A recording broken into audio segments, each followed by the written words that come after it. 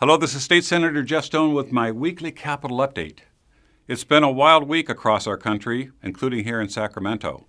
Most of the talk this week has been centered on two important issues. First, the President's executive order to temporarily stop letting people come into this country from certain countries with proven ties to terrorism.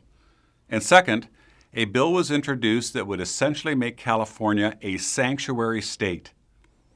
I'd like to take a step back from the hysteria and offer some common sense, which is in very short supply here in the state capitol.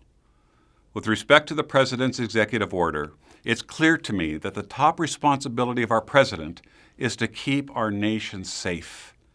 President Trump's executive order signed last week concerning immigration was simply a way of hitting the pause button in order to review current immigration policies. The order is temporary, and it is the goal to make sure that the people that are looking to do us harm and commit acts of terrorism aren't let into this country until they have been thoroughly vetted. Democrats in Sacramento immediately pounced on President Trump and denounced him. They called him a racist. They called him a xenophobe. They called him a terrible person. But why didn't they say the same things about President Obama when he listed the same nations when he implemented his own travel ban? The only thing President Trump's executive order does is give America's intelligence community and the Department of Homeland Security the time they need to review our nation's policies to properly screen people who are coming into the United States. This is not only rational, but it should be expected by a responsible president whose main job is to keep us safe. The second big issue came up on Tuesday. As a member of the Public Safety Committee, I sat in shock while SB 54 was presented, a bill that will make California the first sanctuary state in the nation. SB 54 makes it illegal for our local police departments, our county sheriffs, and our state prisons of letting the federal government know when an illegal immigrant is being released back into our communities. I truly believe that 99% of the immigrants here in our state are just looking to try to improve their lives and the lives of their families. But as we know, there's a small percentage of people who illegally come here, committed violent crimes, were caught, tried, convicted, and sentenced to serving time in county jail or state prison.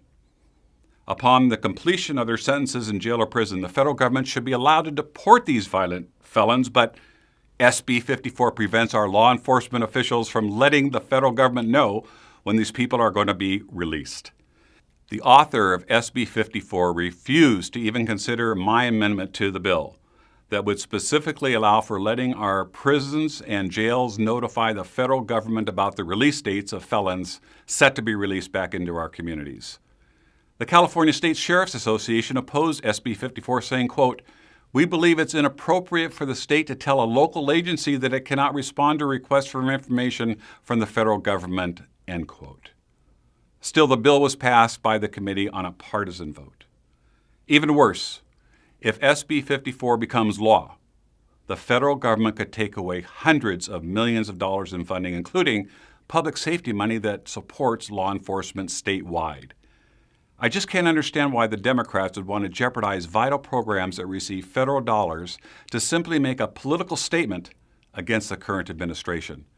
This should not be a partisan or political issue. This is about public safety. Common sense tells us that. But like I said before, there is not much common sense to be found in Sacramento these days. My hope is that the Democrats will stop trying to score cheap political points with their hardcore base and start figuring out how we can actually work in a bipartisan manner to work with the federal government in the best interest of all Californians. As always, I'd like to hear what you think. Please visit my website, like me on Facebook, and follow me on Twitter.